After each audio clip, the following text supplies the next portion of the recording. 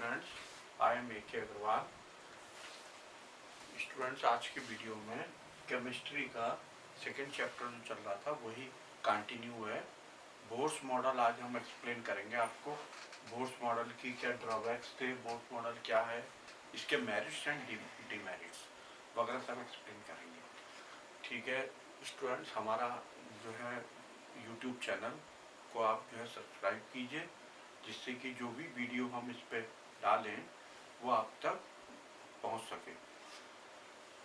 और स्टूडेंट्स, मैं ये कहना चाहता हूँ कि ये जो है ना, आप ये ना समझे किसी चैप्टर का एक छोटे से उसका वीडियो है। ये कोचिंग चल रही है 11th क्लास की, आपकी केमिस्ट्री की कोचिंग है ये, परफेक्ट बिल्कुल। आप अगर इसे हमारे फर्स्ट वीडियो से फॉलो करेंगे, ये चल रहा सेकेंड चैप्टर, तो जब आप ये एंड हो जाएगा तो आप देखेंगे कोई कमी नहीं है आपके। आप एक रजिस्टर बना लें, रजिस्टर के अंदर ब्लू और ब्लैक पेन का यूज करते हुए क्वेश्चन आंसर लिख करके उस रजिस्टर में करें, हम सब कुछ खुद लिखे उसमें इससे वीडियो से।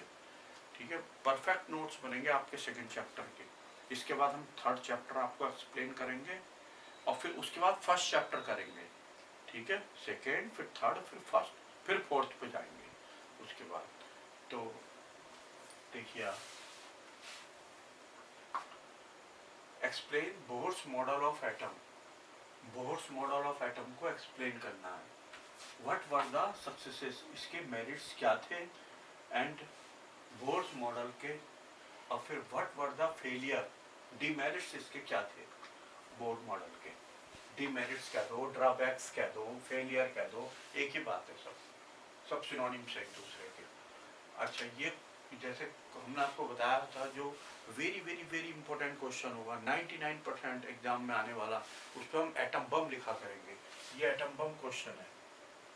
ठीक है, एटम बम क्वेश्चन है ये, बहुत 99% श्योर पेपर में आने के लिए इस पूरे क्वेश्चन को आपने बहुत अच्छी तरह प्रिपेयर करना है। ये जैसे ये ना, इसकी लेंथ जो है बहुत लेंथी है ये, बट इसमें से आधा आ जाता है। जैसे कभी वो दे देता है बोर्स मॉडल ऑफ एटम बताइए, कभी कभी ये देता है इसकी ड्रॉबैक्स बताइए, तो आपने ड्रॉबैक्स जहाँ से आएगा वहां से लिखना है, लेकिन प्रिपेयर पूरा करना है आपने इस समय। ठीक है, तो बोर्स मॉडल पहले देखें। फर्स्ट नंबर पॉइंट है इसके 1 2 3 4 पॉइंट। फर्स्ट नंबर पे, electrons in an atom, electrons जो होते हैं एटम के अंदर, revolve around the nucleus, nucleus के अराउंड जो है रिवॉल्व करते हैं। ओनली इन सर्टेन, मतलब fixed orbit, fix circular orbit, fix circular orbit में रिवॉल्व करते हैं इलेक्ट्रॉन।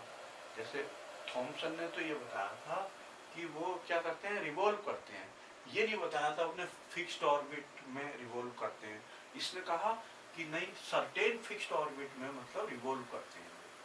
ठीक, तो ये है, दीज ऑर्बिटल्स आर एसोसिएटेड, ये जो ऑर्बिटल्स होते हैं, these orbitals are associated with definite, ठीक, ये कहता है electrons in an atom revolve around the nucleus only in circular orbits.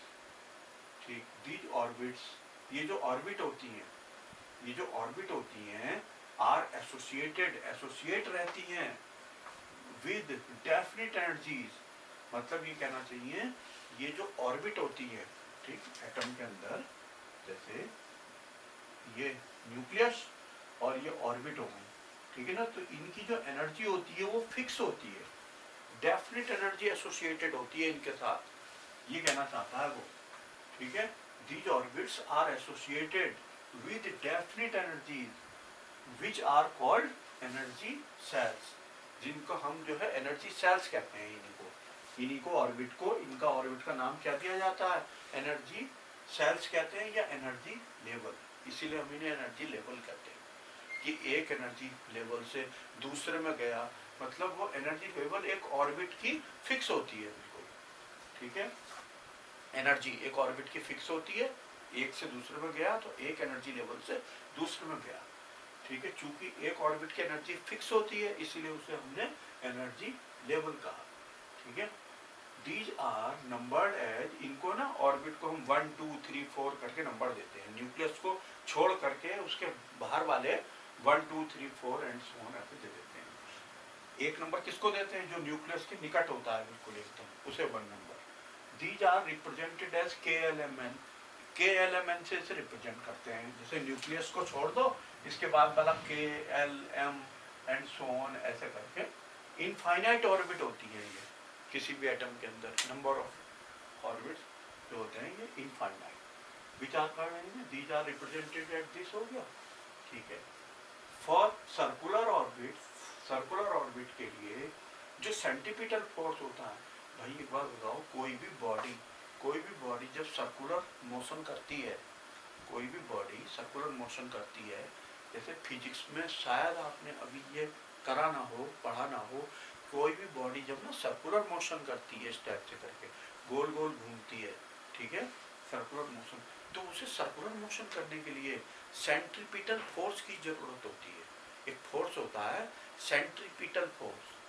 Centripetal इसलिए नाम दिया क्योंकि वो ना सेंटर की ओर को, जैसे घूम रहा है, मान लो देखो ऐसे करके रोटेट कर रहा है, तो ये बीच वाला क्या हो गया, सेंटर। तो सेंटर की ओर को होता है फोर्स, डायरेक्शन सेंटर की ओर को होती है उसकी, इसलिए उसे सेंट्रीपिटल फोर्स कहा है। एक फोर्स होता है रिक्वायर्ड फोर्स घूमने के लिए, ठीक है, गोल गोल घूमने के लिए, जिसका नाम होता है सेंट्रीपिटल फोर्स, सेंटर की ओर को होता है वो, ठीक। तो फॉर सर्कुलर ऑर्बिट के लिए सेंट्रीपिटल फोर्स कॉमा लगा देते हैं। सेंट्रीपिटल फोर्स, जो सेंट्रीपिटल फोर्स होता है mv²/r, ठीक है, mv²/r होता है सेंट्रीपिटल फोर्स का फार्मूला, फिजिक्स में आएगा, इस समय आप ध्यान कर लेना कि mv²/r होता है सेंट्रीपिटल फोर्स, ठीक। ऐसे करके आता है F=ma होता है, फोर्स=ma। ए क्या होती है उसमें, एक्सेलरेशन। वो जो एक्सेलरेशन होती है, अगर आपने सेकंड चैप्टर भी कर लिया होगा फिजिक्स का, या उसके बाद आगे बढ़े होंगे आप, तो वो जो एक्सेलरेशन होती है गोल गोल घूमने के लिए सर्कुलर ऑर्बिट में, वो होती है A=v²/r। ये v²/r, ए की वैल्यू v²/r होती है। अगर आया नहीं है तो आ जाएगा, डायमेंशनल के एनालिसिस के अंदर आया था एक जगह, ठीक है, क्या कहते हैं, एक्सेलरेशन के अंदर, ठीक, A=v²/r, सेंटीपिटल एक्सेलरेशन बोलते हैं उसे, ठीक। तो v² ये हो गया r, तो ये ध्यान रखना सेंटीपिटल फोर्स होता है mv²/r इज इक्वल टू, किसके इक्वल होता है, electrostatic force of attraction between nucleus and electron. Nucleus देखो, ये इधर समझो आप, जैसे ये क्या चीज है, न्यूक्लियस, दोबारा बनाते हैं, देखना, ये है न्यूक्लियस, ठीक। न्यूक्लियस पे जो चार्ज होता है वो किसकी वजह से होता है, प्रोटॉन की वजह से। न्यूट्रॉन तो बेचारे न्यूट्रल होते हैं, वो चुपचाप बैठे रहते हैं, प्रोटॉन की वजह से चार्ज होता है न्यूक्लियस के पास। और जो एटॉमिक नंबर होता है, एटॉमिक नंबर, उसे जेड कहते हैं, जेड ऐसे करके, जेड एटॉमिक नंबर को, और ये नंबर ऑफ प्रोटॉन के इक्वल होता है, राइट। अब तो इसका मतलब न्यूक्लियस पर चार्ज कितना हो गया, +Ze, ठीक है, क्योंकि आपको पता होना चाहिए प्रोटॉन पर भी चार्ज E के बराबर होता है। E का मतलब 1.6 × 10⁻⁻19 कूलम, ठीक है। तो +Ze चार्ज हो गया, +Ze, जेड क्या है, नंबर ऑफ प्रोटॉन। जैसे मान लो 6 प्रोटॉन है, तो ये जो न्यूक्लियस है कितना होगा चार्ज, इसके बाद 6 प्रोटॉन है अगर, तो 6 × E प्लस का 6E, यही आ गया देखो, +Ze, E की वैल्यू डाल दोगे कितनी, 1.6 × 10⁻19 कूलम, ठीक है, मल्टीप्लाई कर दोगे 6 से, तो उतना चार्ज हो जाएगा पॉजिटिव का न्यूक्लियस के पास। तो फिलहाल याद रखें न्यूक्लियस पर चार्ज होता है +Ze। यहाँ पर Z जो है, Z वो क्या चीज है, एटॉमिक नंबर, या कह दो नंबर ऑफ प्रोटॉन, ठीक। तो ये देखो, ये तो है न्यूक्लियस, Ze चार्ज वाली, और इलेक्ट्रॉन इधर ऑर्बिट में मान लो यहाँ पर रिवॉल्व कर रहे हैं, ये इलेक्ट्रॉन है E एक इलेक्ट्रॉन है, ये रिवॉल्व कर रहा, तो इनके बीच में अट्रैक्शन फोर्स हो रहा होगा, इनके बीच में, क्योंकि इलेक्ट्रॉन कैसा होता है, माइनस चार्ज का, और ये कैसी होती है, न्यूक्लियस प्लस चार्ज की, तो इनके बीच में फोर्स ऑफ अट्रैक्शन लग रहा होगा, है ना। ये जो चार्ज हैं, ठीक है, ये हैं दोनों चार्ज, तो इसलिए इलेक्ट्रोस्टैटिक फोर्स कह रहे हैं हम। इसे हम इलेक्ट्रोमैग्नेटिक भी कह सकते हैं, इलेक्ट्रोस्टैटिक फोर्स भी कह सकते हैं, इलेक्ट्रोमैग्नेटिक भी, क्योंकि मूव कर रहे हैं। जब कोई चार्ज, देखो यहाँ पर जो अगर अगर चार्ज जो है कहीं पे भी वो कांस्टेंट है, मूव नहीं कर रहा charge, Q1 and Q2 move नहीं कर रहा, ठीक है, मतलब उसका मूवमेंट जीरो है, तब तो उसे हम कहते हैं इलेक्ट्रोस्टैटिक फोर्स। उनके बीच में जो फोर्स लगता है कौन सा, इलेक्ट्रोस्टैटिक फोर्स, राइट।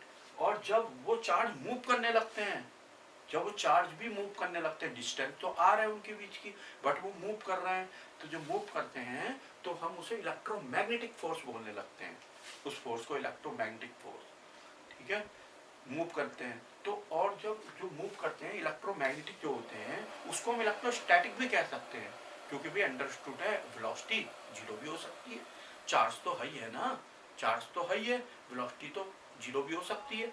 तो इलेक्ट्रोस्टैटिक एंड इलेक्ट्रोमैग्नेटिक एक ही बात है, आप ही समझो, लेकिन माइंड में रखना है, क्योंकि आपसे एग्जामिनर या कोई भी प्रैक्टिकल में कभी भी पूछ सकता है what is the difference between electromagnetic force and electrostatic force.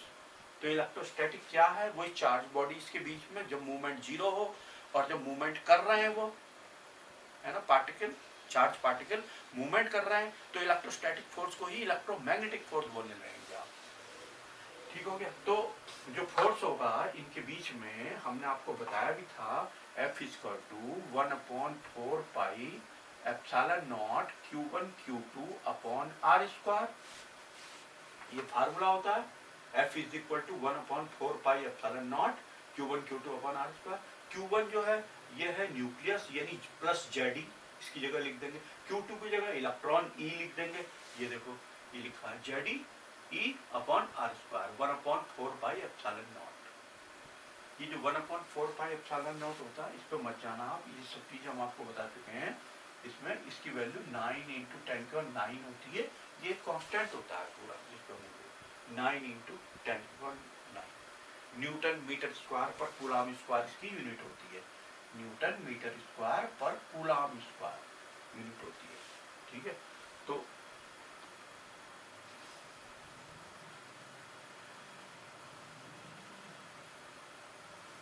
ये बात समझ में आई आपको।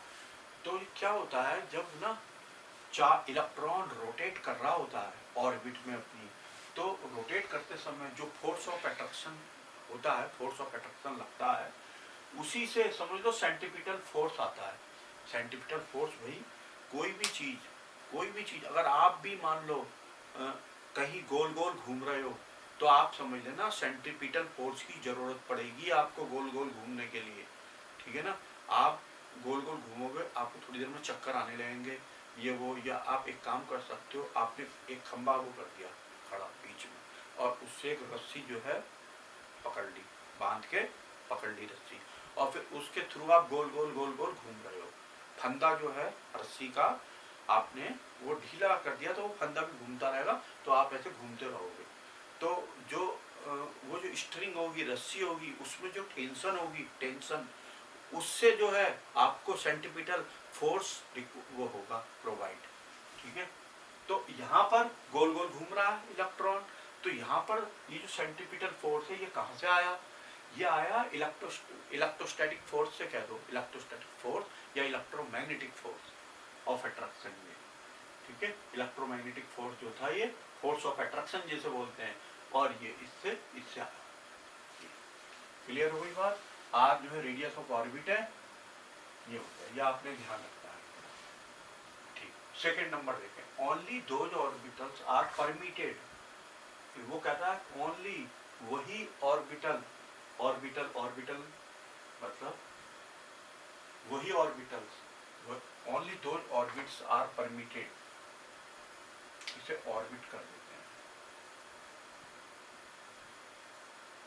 Only those orbits are permitted, वही ऑर्बिट्स जो होते हैं परमिटेड होते हैं, केवल क्या कह रहा है, वही ऑर्बिट्स जो होते हैं परमिटेड होते हैं, फॉर विच जिनके लिए, ठीक है, angular momentum of electron, electron का एंगुलर मोमेंटम जो होता है MVR कहते हैं एंगुलर मोमेंटम को, is whole multiple of h upon 2 pi. h upon 2 pi का होल मल्टीपल होता है। होल मल्टीपल मतलब one times, 2 times, 3 times and so on to n times. ये देखो angular momentum of electron MVR जो होता है वो h अपॉन इसका 2 पाई का होल नंबर मल्टीपल होता है। होल नंबर मल्टीपल यानी n इंटू होता है, n इंटू n जो है 1 2 3 and so on whole number है, इंटीग्रल वैल्यू है। ठीक है, ये हो गया, ये आपने ध्यान रखना है। सेकंड पॉइंट इसका, इसमें m बताया, इसमें क्या है, velocity of electron, radius of orbit है जिस ऑर्बिट में, अब प्लैंक कांस्टेंट है। In other words angular momentum of electron, ये बता रहा है, इसको और क्लियरिफाई कर रहा है कि in other words angular momentum of electron, जो इलेक्ट्रॉन का एंगुलर मोमेंटम होता है इन एन एटम, एटम के अंदर क्वांटिस्ट होता है, क्वांटिस्ट। अब बोलो ये क्या बोला है, क्वांटिस्ट। क्वांटिस्ट क्या चीज होती है, क्या होता है, एंगुलर मोमेंटम इसने बताया है। एंगुलर मोमेंटम इलेक्ट्रॉन का वो MVR जो है इलेक्ट्रॉन, वो होता है h अपॉन 2 पाई का whole number multiple, whole number multiple. ठीक है, जब कोई भी चीज जो है इस टाइप की होती है कि या तो वो 1 गुना हो, 2 गुना, 3 गुना, 4 गुना, ऐसे करके होल नंबर मल्टीपल में होती है कोई भी चीज, तो उसे कहते हैं वो चीज ना क्वांटिस्ड है, क्वांटिस्ड। ठीक है, क्वांटिस्ड है। इसीलिए यहाँ पे एंगुलर मोमेंटम को, क्योंकि एंगुलर मोमेंटम इसका टू या तो h अपॉन इसका 2 पाई का 1 गुना होगा या 2 गुना, 3 गुना, तो ऐसे करके होगा। इसीलिए हमने इसे कहा है कि क्वांटिस्ड है angular momentum. Angular momentum of electron in an atom is quantised. ठीक, तो ऐसा करके भी आया हुआ है क्वेश्चन कि how can you prove by the Bohr's model that angular momentum of electron in an atom is quantised. तो इसका आंसर भी आप इसी टाइप से लिखोगे कि we know that according to Bohr's theory, we know that according to Bohr's theory only those orbits are permitted for which angular momentum of electron is a whole number multiple of h upon 2 pi। आप ये लिख दोगे। ठीक है, फिर लिख दोगे angular momentum MVR इसको तो n इंटू h अपॉन 2 पाई, n 1 2 3 4 ऐसे करके होता है। तो इसीलिए दैट्स वाई लिख दोगे angular momentum of electron in atom is quantised. Quantised clear है। फिर आगे देखें third point, energy of an electron in a particular orbit. Energy जो होती है इलेक्ट्रॉन की इन ए पर्टिकुलर ऑर्बिट, किसी पर्टिकुलर ऑर्बिट में, ठीक, इलेक्ट्रॉन की किसी पर्टिकुलर ऑर्बिट में रिमेन्स कांस्टेंट, एनर्जी कहता है कांस्टेंट रहती है। ठीक, that's why these orbits are also called. ठीक, इसीलिए ये ऑर्बिट्स जो है, इनको ऑर्बिट्स को हम क्या कहते हैं, these orbits are also called stationary orbits. इसीलिए हम इन ऑर्बिट को क्या कह देते हैं, स्टेशनरी ऑर्बिट बोलते हैं। स्टेशनरी स्टेट या स्टेशनरी ऑर्बिट ये कहते हैं, स्टेशनरी स्टेट बोलते हैं। क्या, energy of electron in a particular orbit, किसी पर्टिकुलर ऑर्बिट में, जैसे थर्ड ऑर्बिट में रिवॉल्व कर रहा है इलेक्ट्रॉन, तो थर्ड ऑर्बिट की एनर्जी जो होगी कांस्टेंट होगी अपनी अलग, फोर्थ ऑर्बिट की अपनी एनर्जी होगी, सेकंड की अपनी अलग एनर्जी होगी, तो हर ऑर्बिट की एनर्जी कांस्टेंट रहती है। इसीलिए दैट्स व्हाई दीज ऑर्बिट्स, इसीलिए इन ऑर्बिट्स को हम क्या कहते हैं, स्टेशनरी स्टेट बोलते हैं। स्टेशनरी का मतलब कांस्टेंट, कांस्टेंट स्टेट का मतलब हिंदी में वैसे अवस्था होता है, अवस्था, कांस्टेंट मतलब लेवल। ठीक है, स्टेशनरी लेवल, एक बिल्कुल स्टेशनरी लेवल होगा, स्टेशनरी स्टेट। क्लियर हो गई बात। आगे फोर्थ देखो, when energy from some external source, जब किसी एक्सटर्नल सोर्स से एनर्जी सप्लाई की जाती है, बाहर से आपने करंट लगा दिया उसे एटम को, या हीट कर दिया, या और किसी मीन्स से आपने धूप में रख दिया, धूप में रखने पे भी क्या होगी, एनर्जी होगी गेन, गर्म हो जाएगा। तो कहता है when energy from some external source is supplied, supply की जाती है टू इलेक्ट्रॉन, इलेक्ट्रॉन को। ठीक है, मतलब एटम को, एटम को जाएगी एनर्जी तो इलेक्ट्रॉन को जाएगी।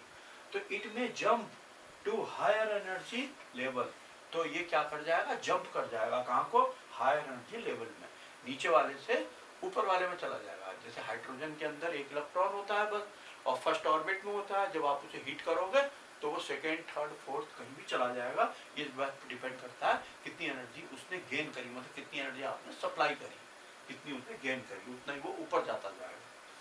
ठीक, by absorbing a definite amount of energy, definite amount of energy absorb करते हुए हायर एनर्जी लेवल में चला जाता है। When electron jumps back to the lower energy level, अब आपको पता है भाई, ये बात भी आप जानते हैं कि जो हायर एनर्जी लेवल होते हैं वो ना अनस्टेबल होते हैं। वहाँ ज़्यादा देर तक जब आपने एनर्जी सप्लाई करना बंद कर दी तो वहाँ ज़्यादा देर तक रुक नहीं सकता इलेक्ट्रॉन, उसको वापस आना पड़ता है। अपने घर से गया तो घर में वापस आना पड़ता है, तो वो अनस्टेबल होती है हायर एनर्जी स्टेट जितने होते हैं।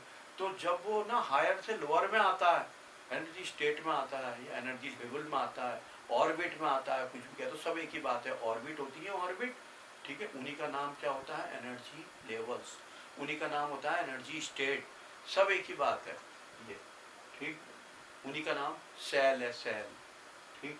तो when electron jumps back to the lower energy level, lower energy level में को jump करता है तो it radiates some amount of energy, तो क्या करता है उस समय कुछ amount of energy radiate करता है in the form of photon of the radiation, radiation के फोटोन के मतलब लाइट की फॉर्म में, समझो रेडिएशन की फॉर्म में कुछ एनर्जी रेडिएट करता है, वो फोटोन की फॉर्म में निकलती है, ठीक है।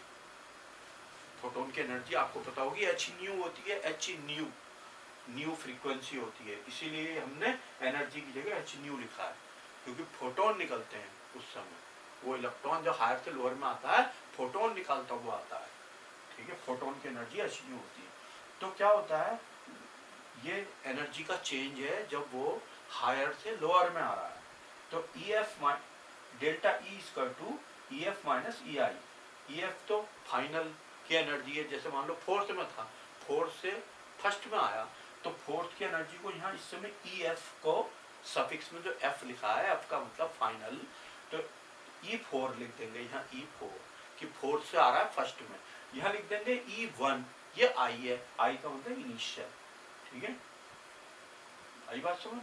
तो बस आप इस कैप्चर करके बाहर देंगे यहाँ पर ई एफ माइनस ई आई, तो ये एच न्यू के इक्वल हो जाएगी, ठीक।